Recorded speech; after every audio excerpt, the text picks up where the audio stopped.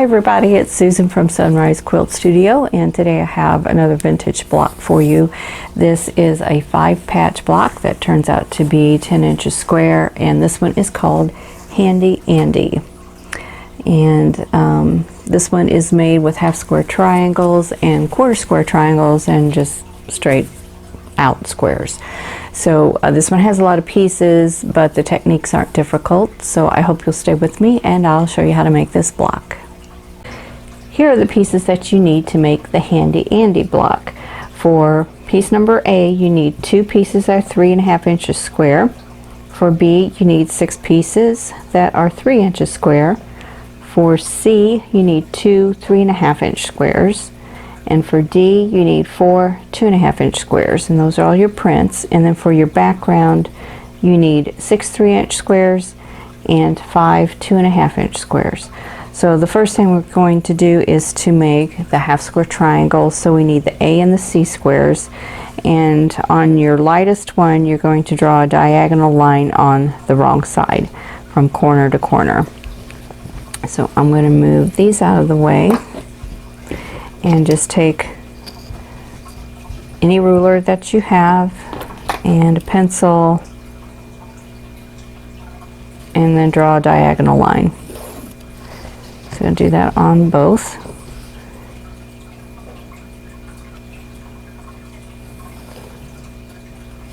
Okay, it just needs to be dark enough so you can see it. And then I'm going to pair those up with the C squares. So we're going to put these right sides together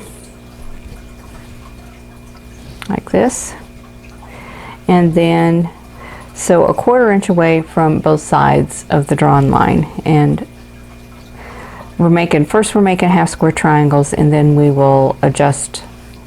After we get done with that part, we will put them together to make the 1/4 square triangles. So let's go to the sewing machine and sew this part.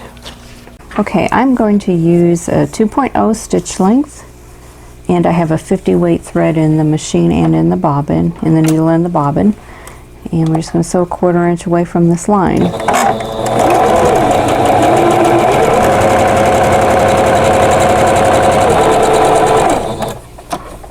And turn it around and sew on the other side.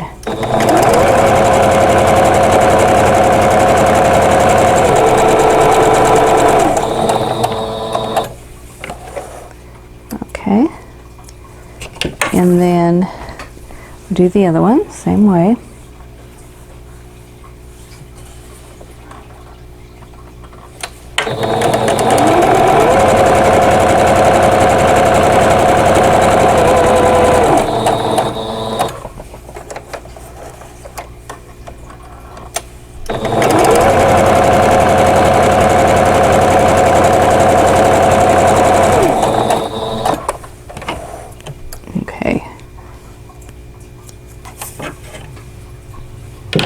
And now we're going to cut on the drawn line.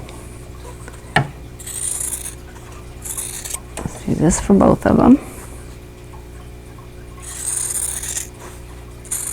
And you can use your rotary cutter to do this if you want. Okay, now I'm going to press towards the teal fabric, and then we'll put them back together and make the 1/4 square triangles.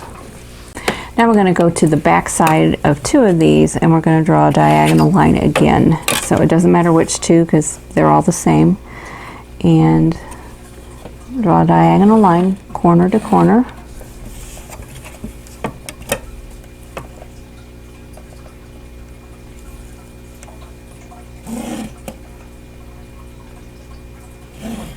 Okay. And then we're going to take ones without the line, and we're going to pair these up. And what we want to do is to put opposite colors together. So I'm going to lay the blue on top of the yellow, yellow on top of the blue. So when I open it, we're going to have the 1/4 square triangle. So I'm going to line these up and pin them in place. So I'm going to go this way and do the same thing. And I'm nesting my seams.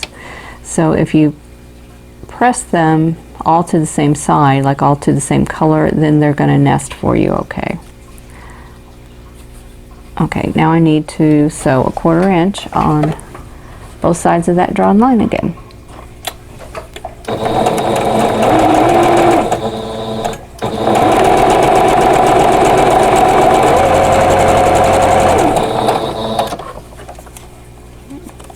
Move my pin. Give myself some slack there.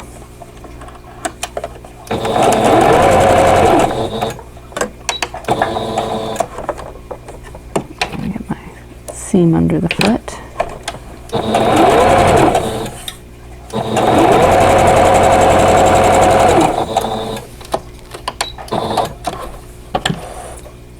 Okay, and I'm going to do the same with the other one. Now we're going to cut them on the drawn line. And if you're not exactly on it, it's not that important because you've already got your seam sewn. And you can also use your rotary cutter for this. And now we have 4 1/4 square triangles.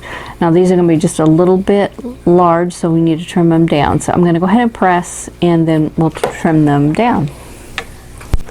I'm going to use my OmniGrid ruler. This is a 5-inch ruler. I'm going to use this to cut these down. Now I need, this is the center, and I need this all to be 2.5 inches.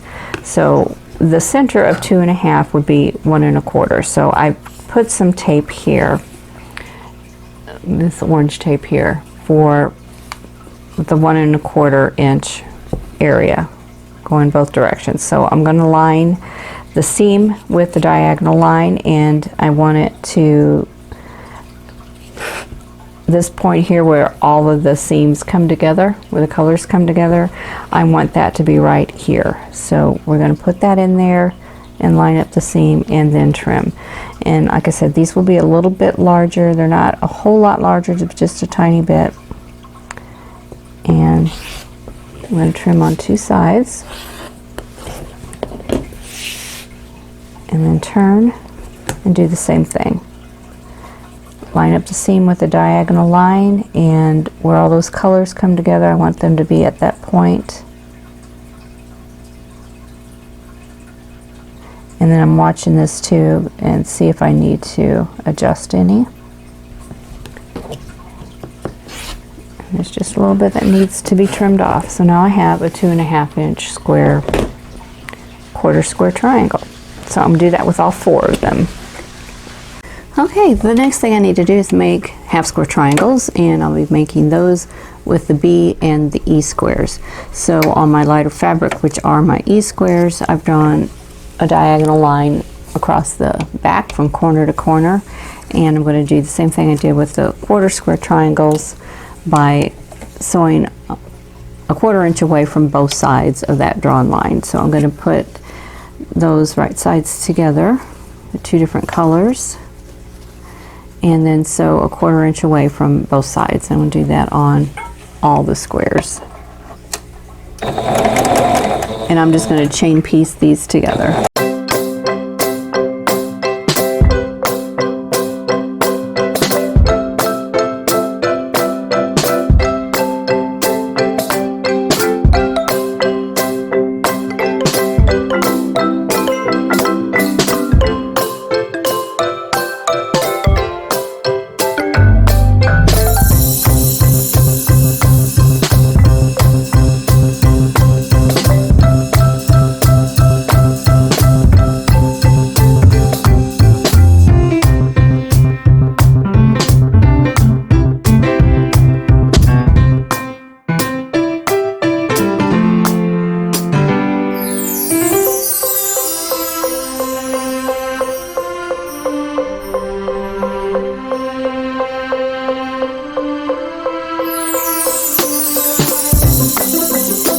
I'm going to cut them apart from the chain, and then I'm going to cut on the drawn line, and I'll have all the half square triangles, and then I'm going to press, and then I'll trim these down to 2.5 inches when I get them all cut apart and pressed.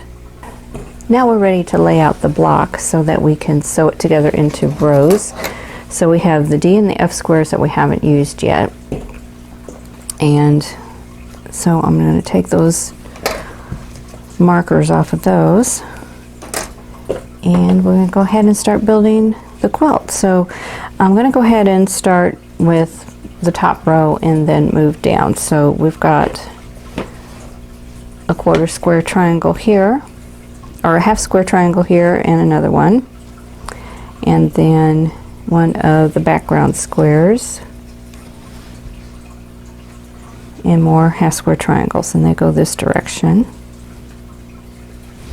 And for the next row, more half square triangle, one like that, and then I need a print square,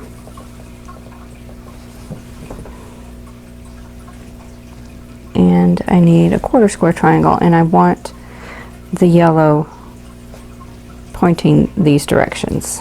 And then I'm just going to mirror image what I did over there. So there's the first two rows. Third row starts with a background square, a quarter square triangle that points this direction, another background square, and a quarter square triangle, and another background square. And now we're doing back to half square triangles, and this part is going to mirror image this part here. So quarter square triangle and a print square, a background square, nope, an hourglass square, print square, and a half square triangle. And then here, two half square triangles, background square, and the other two half square triangles, like this. Now check everything over, make sure you got everything laying the way you want it. And this looks correct. I've got the square forming here with the yellow on the outsides of it. So square and a square look there. So I know that's right. And all the flying geese, all the half square triangles are kind of pointing towards the center. So I know I've got that correct. So now the only thing to do is to sew all of these pieces into rows, and then sew the rows together, and the block will be complete. So I just need to get started, and I'm just going to start on the left hand side, and I'm going to fold everything over, and then I'm going to sew all of them together, and I'm just going to chain piece them together as I'm sewing.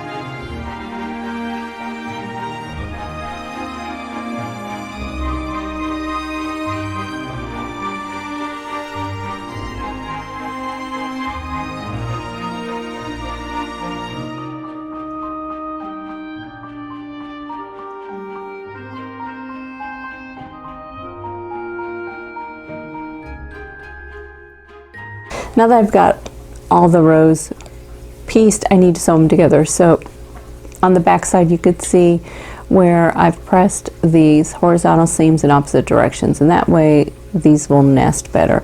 And I do have points to match, so I will be pinning as I go. So I will be doing my best to match points.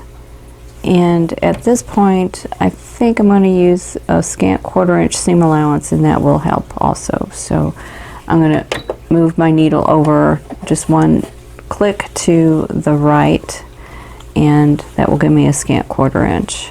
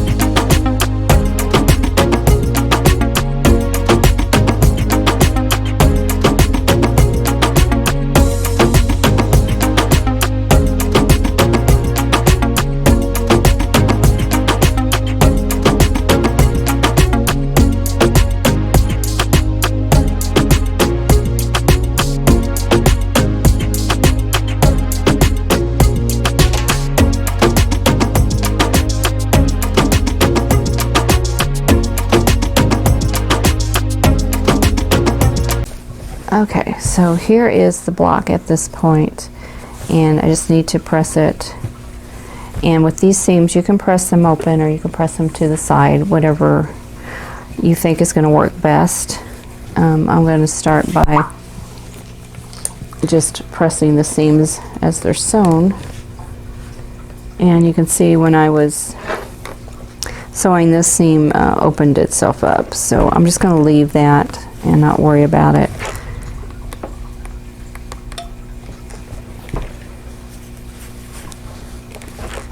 And it happened again over here.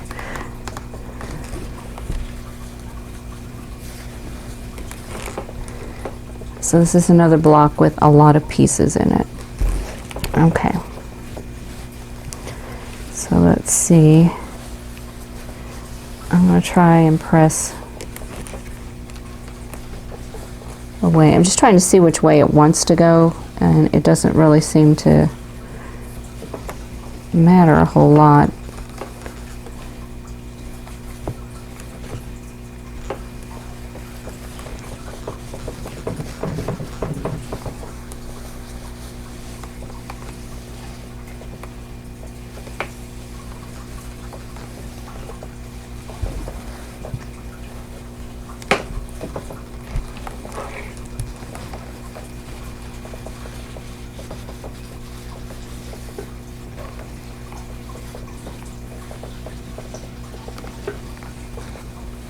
So here is the finished Handy Andy quilt block.